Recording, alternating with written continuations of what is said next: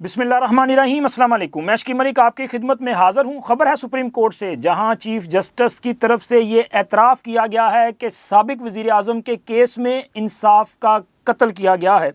اور اس کے ساتھ ہی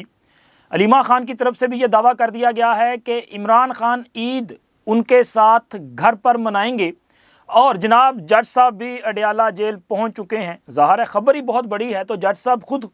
یہ خوشخبری سنانے کے لیے اڈیالہ جیل پہنچے ہیں۔ یہ معاملات آج کے ویلاگ میں آپ کے ساتھ شیئر کریں گے، لیکن سب سے پہلے بات کریں گے لاہور کی عدالت میں پیش آنے والے واقعہ کی، کیونکہ عمران خان کے وکیل کا عدالت میں جو رویہ تھا وہ غیر ارادی غیر متوقع نہیں تھا۔ اس قسم کے رویہ پہلے بھی وہ اظہار کرتے رہے ہیں، لیکن جو زبان استعمال کی، میرا خیال ہے کہ اس سے پہلے عدالت میں اس قسم کی زبان استعمال نہیں کی، لیکن یہ اس قسم کا ملتا جلتا رد عمل آتا رہا ہے۔ معاملہ کچھ یوں ہے کہ لاہور کی انسداد دہشت گردی عدالت میں سینئر صحافی عمران ریاض خان کی پیشی کا معاملہ تھا، جہاں پہ ان کو پیش کیا گیا، تو اسی حوالے سے صحافیوں کی ایک بڑی تعداد جو ہے وہ ATC کورٹ میں موجود تھی، اس احاطہ عدالت اور اس کے باہر اور کمرہ عدالت کے اندر۔ اسی طرح پولیس کی طرف سے بھی سیکیورٹی کے انتہائی سخت انتظامات کیے گئے تھے۔ عمران ریاض خان کو پریزنر وین میں لایا گیا، لیکن عمران ریاض خان کو جب لایا گیا تو اس وقت وہاں پہ موجود جو یوٹیوبرز تھے یا صحافی تھے یا جو بھی لوگ تھے، انہوں نے عمران ریاض سے بات چیت کرنے کی کوشش کی، ان کا حال احوال پوچھا۔ اس دوران ظاہر ہے وہ بات چیت تو ہوتی ہے، اور عمران ریاض جو ہیں وہ صحافی کم اور ایک سیاسی جماعت کے ترجمان زیادہ ہیں، اور انہوں نے اسی طرح سے موجودہ حکومت پر تنقید کرنا شروع کر دی جیسے ایک سیاسی جماعت کا اسپوکس پرسن جو ہے وہ کر سکتا ہے۔ انہوں نے اس پر تنقید بھی کی اور باقاعدہ طور پہ اپنا بیان داغنا شروع کر دیا، جس پر پولیس کی طرف سے اس معاملے پہ انہوں نے ظاہر مداخلت کرنی تھی۔ پولیس والوں نے جو ہے وہ اپنا وہ جو ان کے پاس بیریئرز ہوتے ہیں نا، جو پتھراؤ وغیرہ کے دوران انہوں نے خود کو سیف کرنے کے لیے وہ یوز کرتے ہیں، تو وہ انہوں نے آگے کر دیے۔ لیکن اس دوران جناب آفتاب باجوہ صاحب، یہ آفتاب باجوہ صاحب وہ شخصیت ہیں، بڑے سینئر وکیل ہیں، فوجداری مقدمات کے وہ بڑے قابل وکیل ہیں، اور اس کے ساتھ ساتھ موصوف کی جو خاصیت ہے وہ یہ ہے کہ یہ بھی عمران خان کی وکلا ٹیم کا حصہ ہوا کرتے تھے۔ یہ بہت قلیل مدت کے لیے اس ٹیم کا حصہ ہوئے، لیکن یہ جتنے دن بھی اڈیالہ جیل میں یا کسی بھی عدالت میں پیش ہوئے، تو انہوں نے اس پیشی کے بعد مقدمے کی سماعت کی جو تشریح میڈیا کے سامنے کی، وہ کوئی اور نہیں کر سکتا تھا۔ یعنی کہ بڑی ہی ولگر زبان استعمال کی اور بڑی خوفناک قسم کی دھمکیاں دیں، بلکہ یہ وہ وکیل صاحب ہیں جنہوں نے اڈیالہ جیل میں سماعت کے بعد عمران خان سے ملاقات کے بعد باہر آ کے دعویٰ کر دیا تھا کہ جناب علی ہم اس چیف جسٹس کو کام نہیں کرنے دیں گے، اسلام آباد ہائی کورٹ کے جو چیف جسٹس ہیں، اور انہوں نے کہا تھا کہ جی اب یا یہ رہے گا یا ہم رہیں گے۔ تو خیر دھمکیاں دے دی تھی، تو اب بھی انہوں نے یہی کچھ کیا ہے۔ اس پیشی کے دوران انہوں نے ایک تو میڈیا پرسنز کو، صحافیوں کو جو ہے وہ غلیظ گالیاں دی، اور وجہ کیا تھی؟ وجہ یہ ہے جی عمران ریاض گرفتار ہے،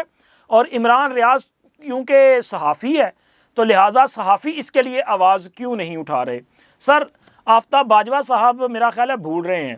کہ صحافیوں نے ہمیشہ اپنے حق کے لیے سب سے پہلے آواز اٹھائی ہے، نہ صرف اپنے حق کے لیے بلکہ صحافیوں نے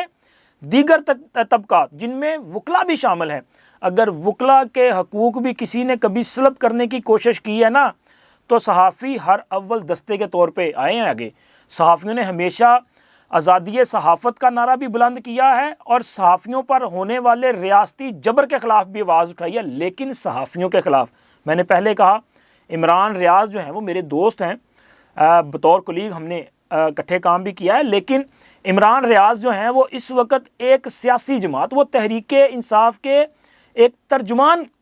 بن چکے ہیں، اور وہ موجودہ حکومت پر ایک سیاسی جماعت کے ترجمان کی حیثیت سے تنقید کرتے ہیں، اور ان کی عمران خان سے جو وابستگی ہے وہ کسی سے ڈھکی چھپی نہیں ہے۔ ہاں عمران ریاض خان کے خلاف اگر کوئی غیر آئینی غیر قانونی کارروائی کی جائے تو میں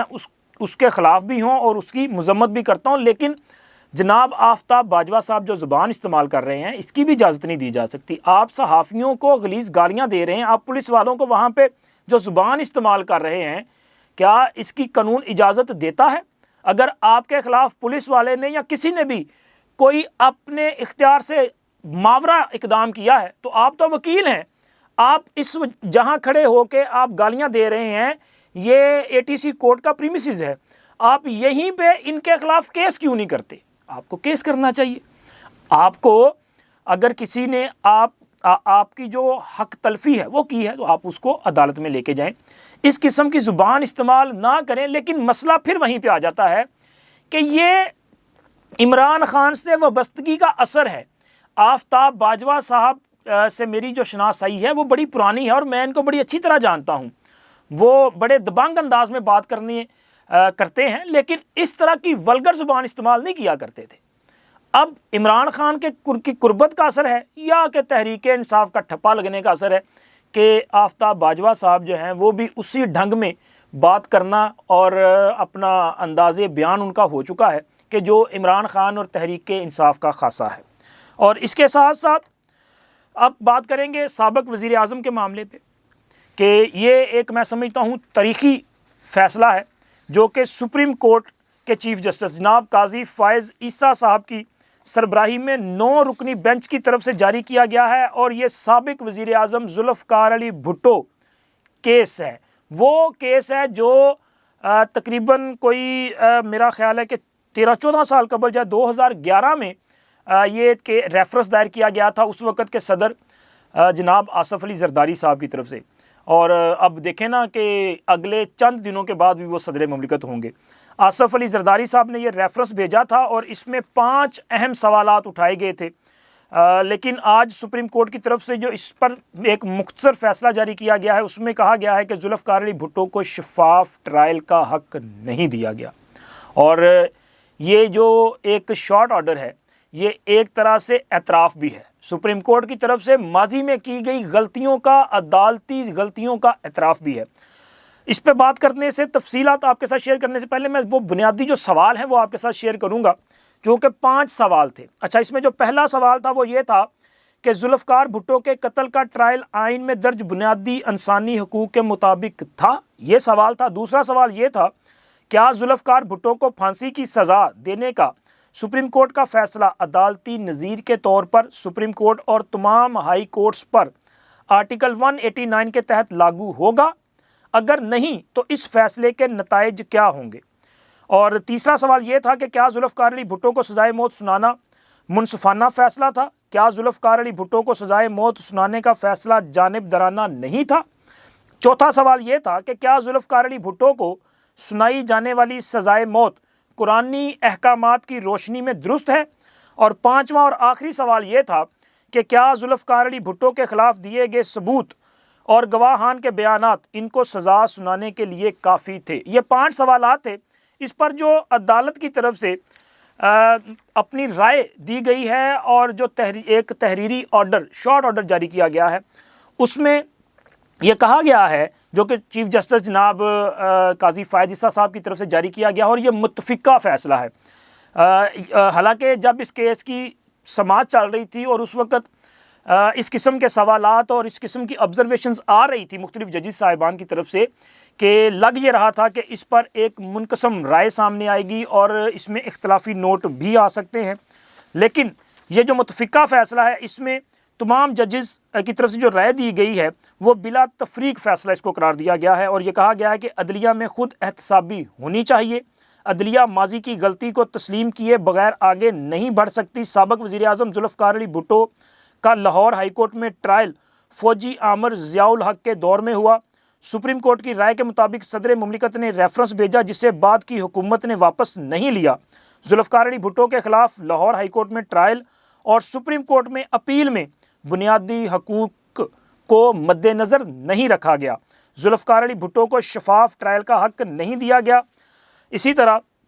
اس صدارتی ریفرنس پر جو رائے سنائی گئی ہے اس کے شارٹ آرڈر میں یہ کہا گیا ہے کہ سپریم کورٹ نے یہ جو دوسرا سوال تھا اس پر سپریم کورٹ نے اپنی رائے کا اظہار نہیں کیا، اور یہ کہا گیا ہے کہ دوسرے سوال میں کوئی قانونی جو نقطہ ہے وہ نہیں اٹھایا گیا تھا۔ اسی طرح سپریم کورٹ نے تیسرے اور 5ویں سوال کا جواب جو ہے وہ مشترکہ دیا ہے، یعنی کہ دونوں سوالوں کا ایک جواب دیا ہے۔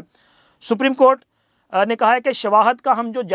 دوبارہ جائزہ نہیں لے سکتے، وہ شواہد جو پہلے پیش کیے گئے ان کا جائزہ نہیں لے سکتے، اور یہ بھی کہا گیا ہے کہ ہم تفصیلی جو رائے دیں گے اس میں جو یہ شواہد کے متعلق ہمارا فیصلہ ہے اس پر ڈیٹیلز تفصیلی فیصلے میں جاری کر دی جائیں گی۔ اسی طرح عدالت عظمیٰ نے اپنی رائے میں کہا ہے کہ بھٹو کے خلاف چلایا گیا ٹرائل آئین کے مطابق نہیں تھا، ذوالفقار علی بھٹو کو شفاف ٹرائل کا حق نہیں دیا گیا۔ ریفرنس میں چوتھا سوال جو پوچھا گیا تھا کہ بھٹو کو دی گئی سزا اسلامی تعلیمات کے مطابق تھی، عدالت نے اپنے شارٹ آرڈر میں کہا ہے کہ اس حوالے سے ہماری معاونت نہیں کی گئی، مطلب جتنے بھی معاونین پیش ہوئے یا وکلا پیش ہوئے انہوں نے اسلامی تعلیمات قرآن و سنت کے حوالے سے معاونت جو ہے وہ نہیں کی ہے۔ اور عدالت نے جو اپنی رائے دی ہے، جب یہ رائے دی گئی تو اس وقت کمرہ عدالت میں پیپلز پارٹی کے چیئرمین بلاول بھٹو زرداری اور ان کے ساتھ ساتھ فاروق ایچ نائک صاحب، قمر زمان کائرہ صاحب اور دیگر جو پیپلز پارٹی کے لوگ ہیں وہ وہاں پہ موجود تھے، اور فیصلہ سننے کے دوران جناب بلاول بھٹو زرداری صاحب جو ہیں وہ آپ دیدہ ہو گئے۔ اور یہ ایک فطری عمل ہے، دیکھیں کہ تقریباً ہاف صدی، میرا خیال ہے کہ 44-45 سال کے بعد یہ فیصلہ آیا ہے، اور آج عدالت نے ایک واضح انداز میں اس بات کا اعتراف کیا کہ بھٹو صاحب کو انصاف نہیں ملا تھا۔ اب تفصیلی فیصلہ جب آئے گا تو اس میں تمام جو قانونی نکات ہیں وہ بھی سامنے آئیں گے، وجوہات بھی سامنے آئیں گی، اور پھر اس کے بعد عدالت اس پہ کیا رائے دیتی ہے، اپنی فائنل جو رائے ہوگی وہ کیا ہوگی، یہ اس وقت سامنے آئے گی۔ لیکن کم از کم یہ شارٹ آرڈر اس بات کو جو ہے وہ اسٹیبلش کرتا ہے کہ بھٹو صاحب کا قتل جو ہے وہ عدالتی قتل ہوا ہے، کیونکہ اس کیس کی جب سماعت چل رہی تھی اس وقت مختلف جو عدالتی معاونین تھے انہوں نے تو اپنی رائے دی، لیکن میں سمجھتا ہوں کہ سابق جج سپریم کورٹ جناب جسٹس ریٹائرڈ منظور احمد ملک صاحب نے جو عدالت کی معاونت کی تھی وہ انہوں نے بہت زبردست انداز میں بیان کیا تھا۔ انہوں نے کہا تھا کہ جی ایک تو یہ جو کیس تھا نا بھٹو والا کیس، یہ بدنشتی پہ مبنی تھا۔ بدنشتی مبنی کیسے تھا کہ اصل میں جب یہ کیس داخل ہوا پھر اس کے بعد عدالتی حکم پر اسے داخل دفتر کر دیا گیا، اور بعد تقریباً 3-3.5 سال کے بعد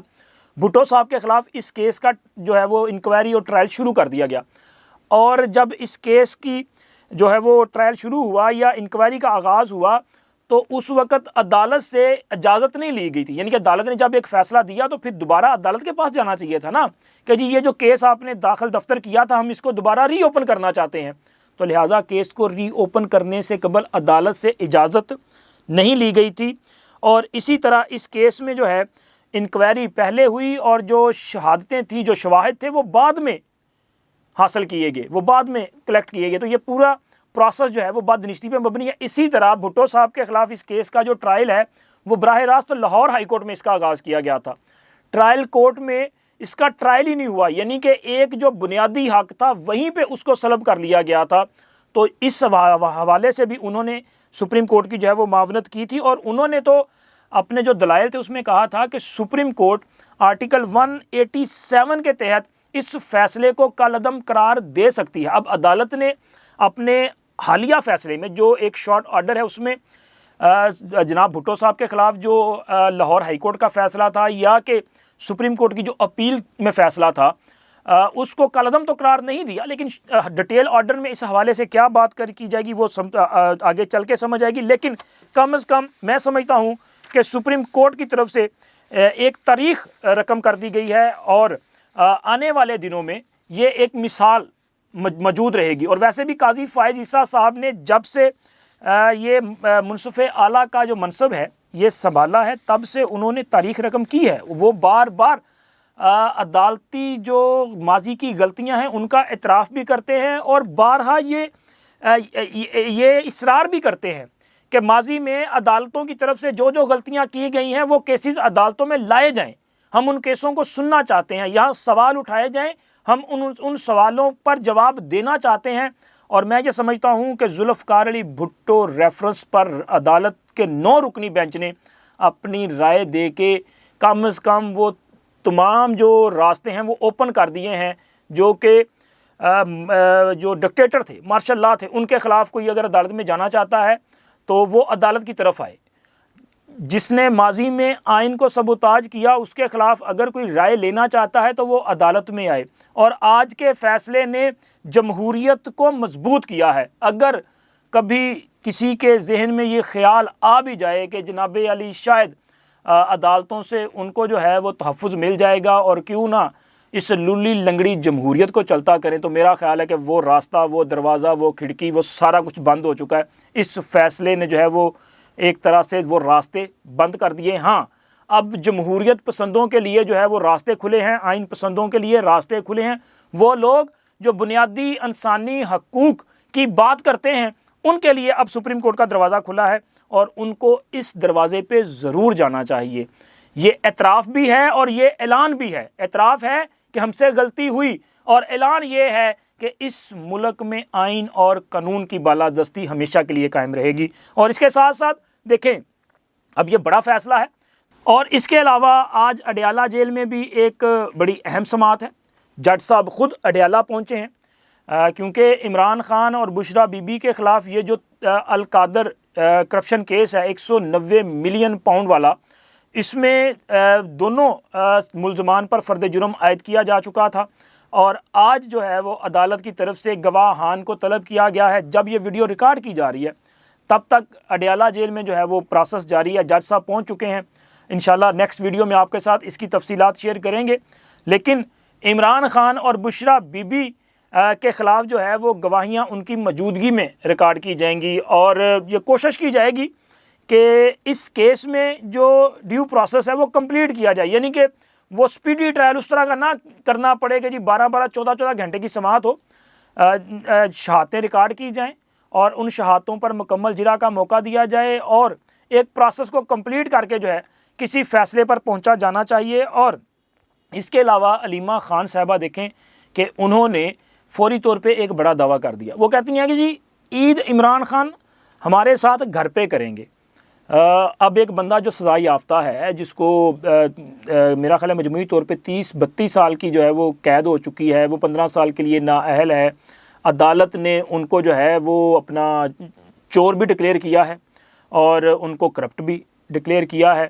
اور ان کے خلاف ایک اور مقدمہ جو ہے تھا غیر شرعی نکاح والا، اس میں بھی فیصلہ آ چکا ہے۔ تو ایک بندہ جو سزا یافتہ ہے، وہ جو جیل میں موجود ہے، کیسے وہ باہر آ جائے گا؟ مجھے لگتا ہے کہ علیمہ خان صاحبہ جو ہیں نا، وہ صرف خوش ہونے کے لیے یا اپنے کارکنوں کی دل پشوری کے لیے یہ دعویٰ کر رہی ہیں۔ ہاں، عید آپ اکٹھے کر سکتے ہیں، اگر آپ جس طرح ابھی اڈیالہ جیل میں ان سے ملاقات کی ہے آپ نے، آپ عید والے دن یا عید سے آگے پیچھے جو ہے وہ اڈیالہ جیل میں جا کے اپنے بھائی کے ساتھ عید منائیں۔ وہاں پہ ویسے بھی تو آپ کو روکا تو نہیں جاتا، جتنی آپ کے لیے ملاقاتیں کروائی جاتی ہیں، آپ کے لیے جس قسم کی جو ہے وہ سہولت کاری فراہم کی جاتی، باقی لوگوں کے لیے تو خیر اس طرح کی وہ سہولت کاری دستیاب نہیں تھی۔ تو میرا خیال ہے کہ عمران خان گھر میں عید نہیں کر سکے گا، بلکہ عمران خان کو اڈیالہ جیل میں ہی جو ہے وہ لوڈو شوڈو کھیل کے عید کا دن گزارنا پڑے گا، اور یہیں پہ اگر ان کی فیملی ممبرز ان کے ساتھ عید کا دن سپینڈ کرنا چاہیں تو آ جائیں۔ اڈیالہ جیل موجود ہے، اور ویسے بھی ایڈیٹوریم تو خالی ہوگا نا، تو وہاں پہ بیٹھ کے آپ اپنی عید شید انجوائے کریں۔ گھر میں عید والا چکر نہیں چلے گا۔ ہاں، بشرا بی بی تب تک اڈیالہ جیل میں آتی ہیں یا نہیں آتی یہ الگ بات ہے، کسی نے بشرا بی بی کا نام کبھی نہیں لیا۔ علیمہ خان صاحبہ کو اور تحریک انصاف والوں، بلکہ اسپیشلی عمران خان کے جو فیملی ممبرز ہیں، ان کو یاد دلوانا چاہتا ہوں کہ دیکھیں، بشرا بی بی بھی آپ کی بھابھی ہے، ان کا بھی کبھی نام لے لیا کریں، ان سے ملنے کے لیے بھی وہاں بنی گالا چلے جایا کریں۔ وہ وہاں پہ بیچاری قید تنہائی کا شکار ہے، خالی عمران خان قید نہیں ہے، وہ بھی قید ہے، ان کا بھی خیال کریں۔ اب تک اتنا ہی، اللہ حافظ۔